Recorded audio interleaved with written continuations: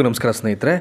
ಗೃಹಜ್ಯೋತಿಗೆ ಸಂಬಂಧಪಟ್ಟಂಥ ಒಂದು ಅಪ್ಡೇಟ್ ಇದು. ಈಗಾಗಲೇ ರಾಜ್ಯಾದ್ಯಂತ ಈ ಗೃಹಜ್ಯೋತಿಯ ಸಮೀಕ್ಷೆಗೆ ಸಂಬಂಧಪಟ್ಟಂಥ ಪ್ರಕ್ರಿಯೆಗಳು ಅಂದರೆ ಮಾಹಿತಿಯನ್ನು ಕಲೆ ಹಾಕ್ತಾ ಇದ್ದಾರೆ ರಾಜ್ಯಾದ್ಯಂತ. ಸೊ ಈ ಸಂಬಂಧ ಒಂದಷ್ಟು ಮುಖ್ಯವಾದಂಥ ಅಂಶಗಳಿದೆ. ಅಂದರೆ ದಯಮಾಡಿ ಅವ್ರು ಬಂದು ಏನೆಲ್ಲ ಇನ್ಫಾರ್ಮೇಷನ್ಸ್ ಕೇಳ್ತಾರೆ, ಸೊ ನಿಮ್ಮ ಹತ್ರ ಏನಿದೆಯೋ ಜೆನ್ಯೂನ್ ಆಗಿ ಅಲಾಂಗ್ ವಿತ್ ಯುವರ್ ಡಾಕ್ಯುಮೆಂಟ್ಸ್ ದಯಮಾಡಿ ಆ ಸಮೀಕ್ಷೆಗೆ ಪಾರ್ಟಿಸಿಪೇಟ್ ಮಾಡಿ ಮಾಹಿತಿಗಳನ್ನು ಪೂರಕವಾಗಿ ಅವರಿಗೆ ನೀಡಿ. ಯಾರು ಸಮೀಕ್ಷೆ ಮಾಡಲಿಕ್ಕೆ ಬರ್ತಾರೋ ಅವರಿಗೆ, ಇಲ್ಲ ಅಂದರೆ ಪ್ರಾಬ್ಲಮ್ ಆಗುತ್ತೆ. ಸೊ ನಿಮಗೆ ಬರ್ತಕ್ಕಂಥ ವಿದ್ಯುತ್, ದ ಫ್ರೀ ಆಫ್ ವಿದ್ಯುತ್ ಅಂತ ಏನು ಬರ್ತಾ ಇದೆ, ಉಚಿತ ವಿದ್ಯುತ್ತು, ಅದು ಬಂದಾಗ್ಬೋದು. ಹಾಗಾಗಿ ದಯಮಾಡಿ ಸಮೀಕ್ಷೆಯಿಂದ ದೂರ ಇರೋದು ಬೇಡ. ಏನು ದಾಖಲೆಗಳಿದೆ ಅದನ್ನು ಅವರಿಗೆ ವಿವರವಾಗಿ ನೀಡೋ ಪ್ರಯತ್ನ ಮಾಡಿ. ಸೊ ಇದಕ್ಕೆ ಪೂರಕವಾದಂಥ ಎಲ್ಲ ವಿವರಗಳನ್ನು ಒಂದು ಕಡೆಯಿಂದ ನೋಡೋಣ. ಈಗ ರಾಜ್ಯ ಸರ್ಕಾರದ ಮಹತ್ವಾಕಾಂಕ್ಷಿ ಗ್ಯಾರಂಟಿ ಯೋಜನೆಗಳಲ್ಲಿ ಒಂದಾದ ಗೃಹಜ್ಯೋತಿ ಯೋಜನೆಯಡಿಯಲ್ಲಿ ಉಚಿತ ವಿದ್ಯುತ್ ಪಡಿತಾ ಇರತಕ್ಕಂಥ ಕೋಟ್ಯಾಂತರ ಗ್ರಾಹಕರಿಗೆ ಇಂಧನ ಇಲಾಖೆ ಒಂದು ಪ್ರಮುಖ ಎಚ್ಚರಿಕೆಯನ್ನು ನೀಡಿರುವಂಥದ್ದು. ಸೊ ಏನು, ಯಾವ ರೀತಿಯಾಗಿ ಎಚ್ಚರಿಕೆಯನ್ನು ನೀಡಿರುವಂಥದ್ದು ಹಾಗಾದರೆ ಇಲ್ಲಿ ರಾಜ್ಯಾದ್ಯಂತ ಪ್ರಗತಿಯಲ್ಲಿರ್ತಕ್ಕಂಥ ಮನೆ ಸಮೀಕ್ಷೆಯ ವೇಳೆ ಅಗತ್ಯ ದಾಖಲೆಗಳು ಹಾಗೂ ಸರಿಯಾದ ಮಾಹಿತಿಯನ್ನು ಪ್ರೊವೈಡ್ ಮಾಡದೇ ಇದ್ದರೆ, ಸೊ ಸಮೀಕ್ಷೆ ಬಂದಂಥ ಒಂದು ಟೈಮ್ನಲ್ಲಿ ಅವರು ಕೇಳಿದಂಥ ಮಾಹಿತಿಗಳನ್ನು ಅಥವಾ ಅವ್ರು ಕೇಳಿದಂಥ ದಾಖಲೆಗಳನ್ನು ಸರಿಯಾದ ಮಾಹಿತಿಯನ್ನು ಪ್ರೊವೈಡ್ ಮಾಡದೇ ಇದ್ದರೆ ಫಲಾನುಭವಿಗಳು ಉಚಿತ ವಿದ್ಯುತ್ ಸೌಲಭ್ಯದಿಂದ ವಂಚಿತರಾಗ್ತಕ್ಕಂಥ ಸಾಧ್ಯತೆ ಇದೆ ಅಂತ ಈಗ ಆಫೀಸರ್ಸು ಈ ವಿಚಾರವನ್ನು ಸ್ಪಷ್ಟಪಡಿಸಿದ್ದಾರೆ. ಹಾಗಾಗಿ ದಯಮಾಡಿ ಯಾರೂ ನೆಗ್ಲೆಕ್ಟ್ ಮಾಡಬೇಡಿ, ಮಾಹಿತಿಯನ್ನು ಕೊಡೋ ಪ್ರಯತ್ನ ಮಾಡಿ ಅಲಾಂಗ್ ವಿತ್ ಯುವರ್ ಡಾಕ್ಯುಮೆಂಟ್ಸ್, ಆಯಿತಾ. ನೋಡಿ, ಇಲ್ಲಿ ಈಗಾಗಲೇ ಎಷ್ಟು ಗ್ರಾಹಕರು ನೋಂದಾಯಿತರಾಗಿದ್ದಾರೆ ಅಂತ ಅಂದ್ಬಿಟ್ಟು ಈ ಸಮೀಕ್ಷೆ ಅಂಡರಲ್ಲಿ ಇಲ್ಲಿ ಒಂದಷ್ಟು ಭಾಳ ಅಂಕಿಅಂಶಗಳನ್ನು ಕ್ಲಿಯರ್ ಕಟ್ಟಾಗಿ ಮೆನ್ಷನ್ ಮಾಡಿದ್ದಾರೆ. ಇಲ್ಲಿ ಸಮೀಕ್ಷೆಯ ಪ್ರಗತಿ ಮತ್ತು ನೋಂದಾಯಿತ ಗ್ರಾಹಕರ ಸಂಖ್ಯೆ ಅಂತ ಇದೆ. ಇಲ್ಲಿ ರಾಜ್ಯದಲ್ಲಿ ಗೃಹಜ್ಯೋತಿ ಯೋಜನೆಯಡಿ ಒಟ್ಟು ಸುಮಾರು 1,65,32,662 ಗೃಹ ವಿದ್ಯುತ್ ಗ್ರಾಹಕರು ನೋಂದಾಯಿಸಿಕೊಂಡಿದ್ದಾರೆ. ನೋಡಿ, ಅರ್ಥ ಮಾಡ್ಕೊಳ್ಳಿ. ನೋಡಿ, ಇಲ್ಲಿವರೆಗೆ 1,65,32,652 ಗೃಹ ವಿದ್ಯುತ್ ಗ್ರಾಹಕರು ಇದುವರೆಗೂ ರಿಜಿಸ್ಟ್ರೇಷನ್ ಮಾಡ್ಕೊಂಡಿರುವಂಥದ್ದು. ಇದುವರೆಗೆ ಒಟ್ಟು ಸುಮಾರು 91,50,081 ಫಲಾನುಭವಿಗಳ ಮನೆಗಳಿಗೆ ಮೀಟರ್ ರೀಡರ್ಗಳು ಭೇಟಿಯನ್ನು ನೀಡಿ ಸಮೀಕ್ಷೆಯನ್ನು ಪೂರ್ಣಗೊಳಿಸಿದ್ದಾರೆ, ಆಯಿತಾ. ನೆಕ್ಸ್ಟು ಇನ್ನು ನೋಡಿ, ಇಲ್ಲೊಂದು ಅಂಕಿಅಂಶಗಳಿದೆ. 73,82,571 ಫಲಾನುಭವಿಗಳ ಸಮೀಕ್ಷೆ ಜೊತೆಗೆ ಮಾಹಿತಿ ಸಂಗ್ರಹಣೆ ಬಾಕಿ ಇದೆ ಅಂತ. ಸ್ಟಿಲ್ ಇದುವರೆಗೂ ಇವರು ಮಾಡಬೇಕಾಗಿರತಕ್ಕಂಥ ಸಮೀಕ್ಷೆ ವರದಿ ಇದು. 73,82,571 ಬೆನಿಫಿಷರಿ ಯಾರಿದ್ದಾರೆ ಅವರ ಒಂದು ಸಮೀಕ್ಷೆ ಜೊತೆಗೆ ಮಾಹಿತಿ ಸಂಗ್ರಹಗಳನ್ನು ಮಾಡಬೇಕಾಗಿದೆ. ಅದನ್ನು ಮಾಡ್ತಾರೆ. ಸಮೀಕ್ಷೆಯ ಮುಖ್ಯ ಉದ್ದೇಶ ಏನಪ್ಪ ಅಂತಂದರೆ ಯೋಜನೆಯ ಫಲಾನುಭವಿಗಳ ವಿವರಗಳನ್ನು ನವೀಕರಿಸುವುದು ಮತ್ತು ಅರ್ಹರಿಗೆ ಮಾತ್ರ ಇದರ ಲಾಭ ಸರಿಯಾಗಿ ತಲುಪುತ್ತಿದೆ ಎಂಬುದನ್ನು ಖಾತ್ರಿಪಡಿಸುವುದಾಗಿದೆ. ಇಟ್ಸ್ ಅ ವೆರಿ ಇಂಪಾರ್ಟೆಂಟ್ ಇದು. ಸೊ ಯಾರು ಇದಕ್ಕೆ ಅರ್ಹತೆಯನ್ನು ಪಡ್ಕೊಂಡಿದ್ದಾರೆ, ಉಚಿತವಾಗಿ ಸರ್ಕಾರದಿಂದ ಕೊಡ್ತಕ್ಕಂಥ ಒಂದು ಫ್ರೀ ಆಫ್ ಈ ಕರೆಂಟ್ ಏನಿದೆ ಅದನ್ನು, ಸೊ ಅವ್ರಿಗಷ್ಟೇ ಅದು ಲಭಿಸಬೇಕು ಅಥವಾ ಲಭ್ಯ ಆಗಬೇಕು. ಇನ್ಯಾರೋ ಅರ್ಹರಲ್ಲದೇ ಇದ್ದವರು ಆ ಉಚಿತ ಒಂದು ವಿದ್ಯುತ್ತನ್ನು ಪಡ್ಕೊಳ್ತಾ ಇದ್ದಾರೆ ಅಂತಂದರೆ ಎಲ್ಲೋ ಒಂದು ಕಡೆ ಅರ್ಹರಿಗೆ ಅದು ಅನ್ಯಾಯ ಮಾಡ್ದಂಗೆ ಆಗುತ್ತೆ, ಸರ್ಕಾರಕ್ಕೂ ಅನ್ಯಾಯವನ್ನು ಮಾಡ್ದಂಗೆ ಆಗ್ಬಿಡುತ್ತೆ. ಹಾಗಾಗಿ ಇವೆಲ್ಲವನ್ನು ಅವಾಯ್ಡ್ ಮಾಡಲಿಕ್ಕೇ ಈಗ ಈ ಒಂದು ಸಮೀಕ್ಷೆಯನ್ನು ನಡೆಸ್ತಾ ಇರುವಂಥದ್ದು. ಮಾಹಿತಿಯನ್ನು ಪ್ರತಿ ಮನೆಗೂ ಭೇಟಿ ನೀಡಿ ಅವ್ರು ಕೇಳ್ತಾ ಇರುವಂಥದ್ದು. ಒಂದು ನವೀಕರಣ ಮಾಡಲಿಕ್ಕೆ, ಇನ್ನೊಂದು ಇದು ಅರ್ಹರಿಗೆ ಮಾತ್ರ ಪ್ರೊವೈಡ್ ಆಗಬೇಕು ಅಂತಕ್ಕಂಥದ್ದು ಸರ್ಕಾರದ ಒಂದು ಉದ್ದೇಶ ಆಗಿದೆ. ಆ್ಯಂಡ್ ಇಲ್ಲಿ ವಿವಿಧ ಎಸ್ಕಾಂ ವ್ಯಾಪ್ತಿಯ ಸಮೀಕ್ಷೆಯ ಪ್ರಗತಿ ಅಂತಂದ್ಬಿಟ್ಟು, ಸೊ ಯಾವ್ಯಾವ ಎಸ್ಕಾಂ ವ್ಯಾಪ್ತಿಗಳಲ್ಲಿ ಎಷ್ಟೆಷ್ಟು ಪ್ರಗತಿಯಾಗಿದೆ ಇದೊಂದು ಸಮೀಕ್ಷೆ ಅಂತ ಇಲ್ಲಿ ಅದನ್ನು ಹೇಳಿದ್ದಾರೆ. ಎಸ್ಕಾಂ ವ್ಯಾಪ್ತಿಯಲ್ಲಿ ಸಮೀಕ್ಷೆಯ ವಿವರ ಅಂತ ಇದೆ. ರಾಜ್ಯದ ವಿವಿಧ ವಿದ್ಯುತ್ ಸರಬರಾಜು ಕಂಪನಿಗಳ ವ್ಯಾಪ್ತಿಯಲ್ಲಿ ಪೂರ್ಣಗೊಂಡಿರ್ತಕ್ಕಂಥ ಸಮೀಕ್ಷೆಯ ವಿವರಗಳು, ಅಂದರೆ ಎಲ್ಲೆಲ್ಲಿ ಕಂಪ್ಲೀಷನ್ ಆಗಿದೆ ಅಂತ ಅಂದ್ಬಿಟ್ಟು. ಈಗ ಮೊದಲನೇದು ಎಸ್ಕಾಂ ವಲಯ ಪೂರ್ಣಗೊಂಡ ಸಮೀಕ್ಷೆಯ ಫಲಾನುಭವಿಗಳ ಸಂಖ್ಯೆ ಅಂತ ಅಂದ್ಬಿಟ್ಟು. ಎಸ್ಕಾಂ ಝೋನ್ ಇದು. ಇಲ್ಲಿ ಕಂಪ್ಲೀಟ್ ಆಗಿರ್ತಕ್ಕಂಥ ಸಮೀಕ್ಷೆಯ ಬೆನಿಫಿಷಿಯರ್ಸ್ ನಂಬರ್ ಎಷ್ಟು ಜನ ಇದೆ ಅಂತಂದ್ಬಿಟ್ಟು. ಈಗ ಫಸ್ಟ್ ಒನ್ ಇಲ್ಲಿ ಬೆಸ್ಕಾಮ್ ಅಂದರೆ ಬೆಂಗಳೂರು ವಲಯದಲ್ಲಿ ಬೆಸ್ಕಾಮಲ್ಲಿ ಸುಮಾರು 37,28,114 ಫಲಾನುಭವಿಗಳ ಸಮೀಕ್ಷೆಯಲ್ಲಿ ಕ್ಲಿಯರ್ ಆಗಿದೆ. ನೆಕ್ಸ್ಟು ಎಸ್ಕಾಮ್ ಅಂದರೆ ಹುಬ್ಬಳ್ಳಿ ಮತ್ತು ಧಾರವಾಡ ಝೋನ್, ಅದು ಸುಮಾರು 22,03,401 ಫಲಾನುಭವಿಗಳ ಸಮೀಕ್ಷೆ ಪೂರ್ಣ ಆಗಿದೆ. ಇನ್ನು ಮೆಸ್ಕಾಮ್ ಅಂದರೆ ಮಂಗಳೂರು ವಲಯ ಇದು. ಸೊ ಇಲ್ಲಿ 12,31,289 ಫಲಾನುಭವಿಗಳ ಒಂದು ಸಮೀಕ್ಷೆ ಪೂರ್ಣ ಆಗಿದೆ. CESC ಅಂತ ಇದು ಮೈಸೂರು ವ್ಯಾಪ್ತಿಗೆ ಬರುತ್ತೆ. ಇಲ್ಲಿ 11,09,782 ಫಲಾನುಭವಿಗಳ ಸಂಖ್ಯೆ ಪೂರ್ಣ ಆಗಿದೆ, ಅಂದರೆ ಸಮೀಕ್ಷೆ. ಇನ್ನು ಗೆಸ್ಕಾಮ್ ಅಂದರೆ that is Kalaburagi zone, Kalaburagi ವ್ಯಾಪ್ತಿಗೆ ಬರುವಂಥದ್ದು. ಸುಮಾರು 8,50,786 ಫಲಾನುಭವಿಗಳ ಒಂದು ಸಮೀಕ್ಷೆ ಪೂರ್ಣ ಆಗಿದೆ. ಹಾಗೆಯೇ ಇನ್ನು ಮುಂದುವರೆದಂತೆ ಹುಕ್ಕೇರಿ ಗ್ರಾಮೀಣ ವಿದ್ಯುತ್ ಸಹಕಾರ ಸಂಘ, ಅಲ್ಲಿ ಸುಮಾರು 26,709 ಫಲಾನುಭವಿಗಳ ಒಂದು ಸಮೀಕ್ಷೆ ಪೂರ್ಣ ಆಗಿದೆ. ಇನ್ನೊಂದು ಭಾಳ ಪ್ರಮುಖವಾಗಿ ಈ ಅಪಾರ್ಟ್ಮೆಂಟ್ಸಲ್ಲಿ ಯಾರೆಲ್ಲ ವಾಸವಾಗಿರ್ತಾರೆ ಅವರ ಒಂದು ಮಾಹಿತಿಗಳು ಸಮಸ್ಯೆ ಆಗ್ತಾ ಇದೆ. ಸೊ ಅಪಾರ್ಟ್ಮೆಂಟ್ಗಳಲ್ಲಿ ಸಮೀಕ್ಷೆಗೆ ತಡೆ ಅಂತಕ್ಕಂಥ ಒಂದು ವಿಚಾರ ಇದೆ ಇಲ್ಲಿ ನೋಡಿ. ಅದ್ರ ಬಗ್ಗೆ ಇಲ್ಲಿ ಹೇಳೋದಾದ್ರೆ ನಿಮಗೆ ಬೆಸ್ಕಾಂ ವ್ಯಾಪ್ತಿಯ ವೈಟ್ಫೀಲ್ಡ್ ಆಗಿರ್ಬೋದು ಅಥವಾ ಮಾದೇವಪುರ ಆಗಿರ್ಬೋದು ಮತ್ತು ಸರ್ಜಾಪುರ ಸೇರಿದಂತೆ ಪ್ರಮುಖ ಪ್ರದೇಶಗಳ ದೊಡ್ಡ ಅಪಾರ್ಟ್ಮೆಂಟ್ಗಳಲ್ಲಿ ಕೆಲವು ನಿವಾಸಿಗಳು ತಮ್ಮ ವೈಯಕ್ತಿಕ ಹಾಗೂ ಮೂಲ ಮಾಹಿತಿಯನ್ನು ಹಂಚಿಕೊಳ್ಳಲು ಹಿಂದೇಟು ಹಾಕುತ್ತಿರುವುದು ಸಿಬ್ಬಂದಿಗೆ ಸವಾಲಾಗಿ ಅದು ಪರಿಣಮಿಸಿದೆ. ಇನ್ ಕೇಸ್ ಆಫ್ಲೈನ್ನಲ್ಲಿ ಮಾಹಿತಿ ಕೊಡಲಿಲ್ಲ ಅಂತ ಕಂಡು ಬಂದಾಗ ಅವ್ರಿಗೆ ಇನ್ನೊಂದು ಅವಕಾಶ ಇದೆ, ಆನ್ಲೈನ್ ಮುಖಾಂತರವಾಗಿ ಮಾಹಿತಿಯನ್ನು ಸಬ್ಮಿಟ್ ಮಾಡಲಿಕ್ಕೆ ಅವಕಾಶ ಇರುತ್ತೆ. ಅದರಿಂದ ಆಚೆಗೂ ಮಾಡಲಿಲ್ಲ ಅಂದರೆ ಅವರು ಮುಂದೆ ಆಗ್ತಕ್ಕಂಥ ಪ್ರಾಬ್ಲಮ್ಸನ್ನ ಅವ್ರು ಫೇಸ್ ಮಾಡಬೇಕಾಗುತ್ತೆ. ನೋಡಿ ಇಲ್ಲಿ ಹೇಳಿದಾರಲ್ಲ, ಮೀಟರ್ ರೀಡರ್ಗಳಿಗೆ ಪ್ರವೇಶ ನಿರಾಕರಿಸುತ್ತಿರುವ ದೂರುಗಳು ಕೇಳಿಬಂದಿವೆ.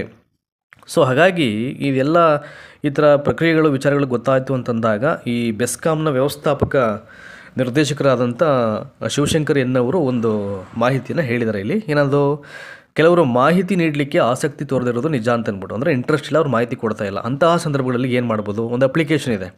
ಸೊ ಆ್ಯಪ್ ಮುಖಾಂತರವಾಗಿ ಮಾಹಿತಿಯನ್ನು ನೀಡಲಿಕ್ಕೆ ನಿರಾಕರಿಸಿದ್ದಾರೆ ಎಂಬ ಆಯ್ಕೆಯನ್ನು ಬಳಸಿಕೊಂಡು ಫಲಾನುಭವಿಯಿಂದ ಸಹಿ ಪಡೆಯಲಾಗುತ್ತದೆ. ಸದ್ಯಕ್ಕೆ ಯಾವುದೇ ಫಲಾನುಭವಿಯನ್ನು ಪಟ್ಟಿಯಿಂದ ಕೈ ಬಿಡಲಾಗಿಲ್ಲ ಅಂತಂದ್ಬಿಟ್ಟು.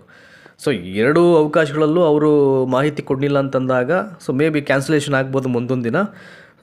ಮತ್ತೆ ಅವರು ಅದರ ಪ್ರಯೋಜನ ಪಡ್ಕೋಬೇಕು ಅಂತಂದಾಗ ಅಗತ್ಯ ದಾಖಲೆಗಳನ್ನು ಆವಾಗಲಾದರೂ ಕೊಡಬೇಕಾಗತ್ತೆ ಅವರು. ಹಾಗಾಗಿ ದಯಮಾಡಿ ಸಮೀಕ್ಷೆಗೆ ಬಂದಾಗ ಏನು ವಿವರಗಳನ್ನು ಕೊಡಲಿಕ್ಕೆ ಸಾಧ್ಯ ಎಲ್ಲವನ್ನು ಪ್ರೊವೈಡ್ ಮಾಡಿ ಅಂತ ಅದಕ್ಕೆ ಹೇಳಿದ್ದು. ಯೋಜನೆಯಿಂದ ಯಾರನ್ನೇ ಆದರೂ ಹೊರಗಿಡ್ತಕ್ಕಂಥ ಕುರಿತು ಅಂತಿಮ ನಿರ್ಧಾರವನ್ನು ಸರ್ಕಾರವೇ ಕೈಗೊಳ್ಳಲಿದೆ ಎಂದು ಸ್ಪಷ್ಟಪಡಿಸಿದ್ದಾರೆ. ಅಂದರೆ ಇವರಿಗೆ ಇನ್ನೂ ರೈಟ್ಸ್ ಇಲ್ಲ. ಸೊ ಈ ಬೆಸ್ಕಾಂನ ವ್ಯವಸ್ಥಾಪಕ ನಿರ್ದೇಶಕರಿಗೆ ಇವರೆಲ್ಲ ಮಾಹಿತಿ ಕೊಡ್ತಾರೆ, ಎಷ್ಟು ಈಗ ಅಪ್ಡೇಟ್ ಆಗಿದೆ, ಎಷ್ಟು ಜನರ ಒಂದು ಸಮೀಕ್ಷೆ ಪೂರ್ಣ ಕಂಪ್ಲೀಟ್ ಆಗಿದೆ, ಅವರೆಲ್ಲ ಎವ್ರಿ ಡೇ ಏನು ಮಾಡಬೇಕು, ಇಲಾಖೆಗೆ ಅಪ್ಡೇಟ್ ಮಾಡಬೇಕಾಗತ್ತೆ. ಸೊ ಎಲ್ಲವಾದ ನಂತರದಲ್ಲಿ ಯಾವುದು ಪೆಂಡಿಂಗ್ ಇದೆ, ಏನಕ್ಕೆ ಪೆಂಡಿಂಗ್ ಇದೆ, ರೀಸನ್ಸ್ ಏನು ಅಂತ ಕೇಳಿದಾಗ ಅವಾಗ ಇದನ್ನೆಲ್ಲವನ್ನು ಮಾಹಿತಿಯನ್ನು ಅವರು ಸರ್ಕಾರಕ್ಕೆ ಹೇಳ್ತಾರೆ. ಆವಾಗ ಗೌರ್ನಮೆಂಟೇ ಒಂದು ನಿರ್ಧಾರಕ್ಕೆ ಬರುತ್ತೆ. ಸೊ ಅಂಥ ಟೈಮಲ್ಲಿ ಅವರೇನಾದರೂ ಸ್ಟ್ರಿಕ್ಟಾಗಿ ಅಂಥವ್ರು ಕ್ಯಾನ್ಸಲೇಷನ್ ಮಾಡಿ ಫ್ರೀ ಆಫ್ ಕರೆಂಟ್ಸ್ ಅಂತ ಹೇಳಿದಾಗ ಅವ್ರು ಫೇಸ್ ಮಾಡಬೇಕಾಗತ್ತೆ ಮುಂದಿನ ಒಂದು ಎದುರಾಗ್ತಕ್ಕಂಥ ಸಮಸ್ಯೆಗಳನ್ನು. ಹಾಗಾಗಿ ಈಗ ಸಮೀಕ್ಷೆ ವೇಳೆ ಯಾವ್ಯಾವ ದಾಖಲೆಗಳು ಇಲ್ಲಿ ಬೇಕಾಗುತ್ತೆ ಅಂತ ಅಂದ್ಬಿಟ್ಟು ಇಟ್ಸ್ ಅ ವೆರಿ ಇಂಪಾರ್ಟೆಂಟು. ತುಂಬ ಜನ ಕೇಳಿದರು, ಬ್ರೀಫಾಗಿ ಹೇಳ್ಬಿಡ್ತೀನಿ ನಾನು. ಸೊ ಯೂಶಲಿ ನೀವು ಎಲ್ಲದಕ್ಕೂ ಏನು ದಾಖಲೆ ಕೊಡ್ತೀರೋ ಆ ದಾಖಲೆಗಳೇ ಸುಮಾರು 80% ಇರುತ್ತೆ ಇಲ್ಲಿ. ಅಗತ್ಯ ದಾಖಲೆಗಳ ಪಟ್ಟಿ.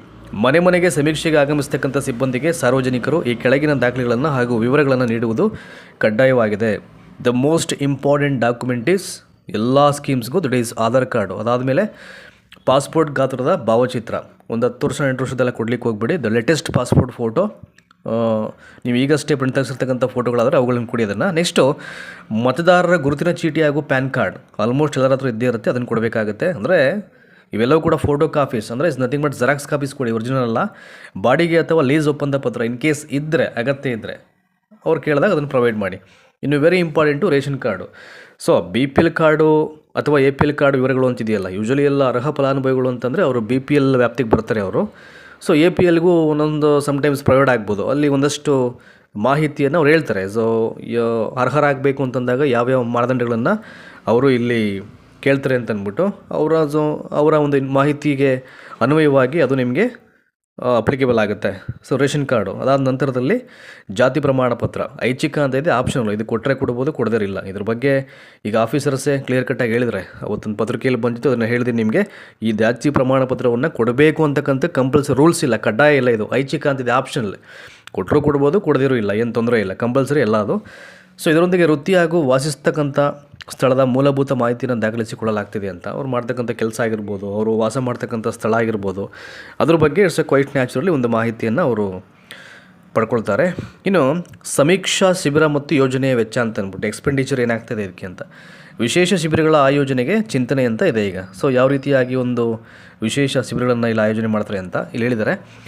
ಯಾವುದೇ ಅರ್ಹ ಗ್ರಾಹಕರು ತಾಂತ್ರಿಕ ಕಾರಣಗಳಿಂದ ಅಥವಾ ಮನೆಯಲ್ಲಿ ಸಿಗದ ಕಾರಣಗಳಿಂದ ಯೋಜನೆಯಿಂದ ವಂಚಿತರಾಗಬಾರದು ಎಂಬ ಉದ್ದೇಶದಿಂದ ರಾಜ್ಯದ ಎಲ್ಲ ಎಸ್ಕಾಂ ಕಚೇರಿಗಳಲ್ಲಿ ವಿಶೇಷ ಸಮೀಕ್ಷಾ ಶಿಬಿರಗಳನ್ನು ನಡೆಸಲಿಕ್ಕೆ ಸರ್ಕಾರದ ಅನುಮತಿಯನ್ನು ಈಗಾಗಲೇ ಕೋರಲಾಗಿದೆ.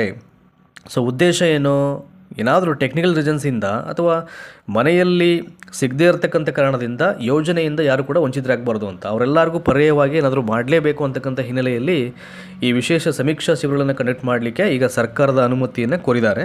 ಅಲ್ಲದೆ ಮೊದಲ ಭೇಟಿಯಲ್ಲಿ ಇನ್ ಕೇಸ್ ಇನ್ಫಾರ್ಮೇಷನ್ ಸಿಗದೇ ಇದ್ದರೆ ಅಗೇನ್ ಮತ್ತೊಮ್ಮೆ ಇನ್ನೊಂದು ಸಲ ಮನೆಗೆ ಭೇಟಿ ನೀಡಲಿಕ್ಕೆ ಮೀಟರ್ ರೀಡರ್ಗಳಿಗೆ ಈಗಾಗಲೇ ಇಲಾಖೆ ಸೂಚನೆಯನ್ನು ನೀಡಲಾಗಿದೆ. ಹಾಗಾಗಿ ಅವರು ಮತ್ತೊಂದು ಸಲ ಅವ್ರು ಬಂದೇ ಬರ್ತಾರೆ. ನೆಕ್ಸ್ಟು ಆಗಸ್ಟ್ 2023ರಲ್ಲಿ ಜಾರಿಗೆ ಬಂದಂಥ ಈ ಜನಪರ ಗ್ಯಾರಂಟಿ ಯೋಜನೆಗಾಗಿ ಮೇ 2026ರವರೆಗೆ ರಾಜ್ಯ ಸರ್ಕಾರವು ಒಟ್ಟು ಎಕ್ಸ್ಪೆಂಡಿಚರ್ ಏನಾಗಿದೆ ಅಂತ ಸೊ 26,997.54 ಕೋಟಿ ಹಣವನ್ನು ವೆಚ್ಚ ಮಾಡಿದೆ. ಖಂಡಿತವಾಗಲೂ ಇದಕ್ಕೆ ಹಾಗೇ ಆಗುತ್ತೆ. 26,997 ಟಿಲ್ ನಾವು. ಇದರಲ್ಲಿ ಅತ್ಯಧಿಕವಾಗಿ ಬೆಸ್ಕಾಂ ವ್ಯಾಪ್ತಿಯಲ್ಲೇ ಸುಮಾರು ಇದೆಯಲ್ಲ ಇಲ್ಲಿ 12,577.61 ಕೋಟಿ ವೆಚ್ಚವನ್ನು ಇಲ್ಲಿ ಮಾಡಲಾಗಿದೆ. ಇನ್ನು ಮುಂದುವರೆದಂತೆ ಯೋಜನೆಯು ನಿರಂತರವಾಗಿ ಮತ್ತು ಸುಗಮವಾಗಿ ಮುಂದುವರಿಯಲು ಸಾರ್ವಜನಿಕರು ಮುಕ್ತವಾಗಿ ಸ್ಪಂದಿಸಿ ಸಮೀಕ್ಷಾಕಾರದಲ್ಲಿ ಕಡ್ಡಾಯವಾಗಿ ಸಹಕರಿಸುವಂತೆ ಇಂಧನ ಇಲಾಖೆಯಲ್ಲಿ ಮನವಿಯನ್ನು ಮಾಡಿರುವಂಥದ್ದು. ಸೊ ಇದಿಷ್ಟು ಏನು ಸಮೀಕ್ಷೆಗೆ ಬಂದಂಥ ಮೀಟರ್ ರೀಡರ್ಸ್ ಅಂತ ಇದ್ದಾರೆ, ದಯಮಾಡಿ ಅವರಿಗೆ ಮಾಹಿತಿಯನ್ನು ಕೊಡಿ. ಆ್ಯಂಡ್ ಅಲಾಂಗ್ ವಿತ್ ಯಾವ್ಯಾವ ಝೋನ್ಸಲ್ಲಿ ಎಷ್ಟೆಷ್ಟು ಬೆನಿಫಿಷರೀಸ್ ಸಮೀಕ್ಷೆಗಾಗಲಿ ಪೂರ್ಣ ಪ್ರಮಾಣದಲ್ಲಿ ಕಂಪ್ಲೀಟ್ ಆಗಿದೆ, ಅದರ ಬಗ್ಗೆ ಕೂಡ ಅಂಕಿಅಂಶಗಳ ಸಮೇತ ಇಲ್ಲಿ ಮಾಹಿತಿಯನ್ನು ನೀಡಲಾಗಿದೆ. ಮತ್ತು ಯಾರು ಕೂಡ ಈ ಯೋಜನೆಯಿಂದ ವಂಚಿತರಾಗಬಾರ್ದು, ಅರ್ಹ ಫಲಾನುಭವಿಗಳು ಸಿಗಬೇಕು ಅಂತಕ್ಕಂಥ ಉದ್ದೇಶವನ್ನು ಇಟ್ಕೊಂಡು ವಿಶೇಷ ಸಮೀಕ್ಷಾ ಶಿಬಿರವನ್ನು ಏನು ಮಾಡಬೇಕು ಅಂತ ಹೇಳಿದ್ರೆ ಅದ್ರ ಬಗ್ಗೆ ಕೂಡ ಹೇಳಿದ್ದೀನಿ ನಾನು. ಆ್ಯಂಡ್ ಅದರಿಂದ ಆಚೆಗೆ ಒಂದು ಸಲ ಮನೆಗೆ ವಿಸಿಟ್ ಮಾಡಿ ಮಾಹಿತಿ ಸಿಗಲಿಲ್ಲ ಅಂತ ಕಂಡು ಬಂದಾಗ ಮತ್ತೊಂದು ಸಲ ಮೀಟರ್ ರೀಡರ್ಗಳು ಇನ್ನೊಂದು ಸಲ ಮನೆಗೆ ಹೋಗ್ಬಿಟ್ಟು ಮಾಹಿತಿಯನ್ನು ಕಲೆಕ್ಟ್ ಮಾಡಲೇಬೇಕು ಅಂತಕ್ಕಂಥ ವಿಚಾರವನ್ನು ಕೂಡ ಇಲ್ಲಿ ಆಫೀಸರ್ಸ್ ಪ್ರಸ್ತಾಪ ಮಾಡಿದರೆ ಅದ್ರ ಬಗ್ಗೆ ಕೂಡ ನಿಮಗೆ ಈಗಾಗಲೇ ಮಾಹಿತಿ ಹೋಗಿದೆ. ಹಾಗಾಗಿ ದಯಮಾಡಿ ಈ ಕಂಟೆಂಟ್ ಇಷ್ಟ ಆಗಿದರೆ ಮ್ಯಾಕ್ಸಿಮಮ್ ಎಲ್ಲರಿಗೂ ಶೇರ್ ಮಾಡಿ. ಈ ವಿಡಿಯೋನ ಸ್ಟಾಪ್ ಮಾಡಲಿಕ್ಕಿಂತ ಮುಂಚೆ ದಯಮಾಡಿ ಇನ್ನೊಂದು ಸಲ ಹೇಳ್ತಾ ಇದ್ದೀನಿ, ಏನೇನು ಮಾಹಿತಿ ಇದೆ ಅಗತ್ಯ ದಾಖಲೆಗಳ ಜೊತೆಯಲ್ಲಿ ಸಮೀಕ್ಷೆಗೆ ಬಂದವರಿಗೆ ಒಂಚೂರು ಕೋಆಪ್ರೇಟ್ ಮಾಡಿ ಇನ್ಫಾರ್ಮೇಷನ್ ಅವರಿಗೆ ಪ್ರೊವೈಡ್ ಮಾಡಿ. ಸೊ ಧನ್ಯವಾದಗಳು ಈ ಒಂದು ವಿಡಿಯೋನ ವಾಚ್ ಮಾಡೋದಕ್ಕೆ.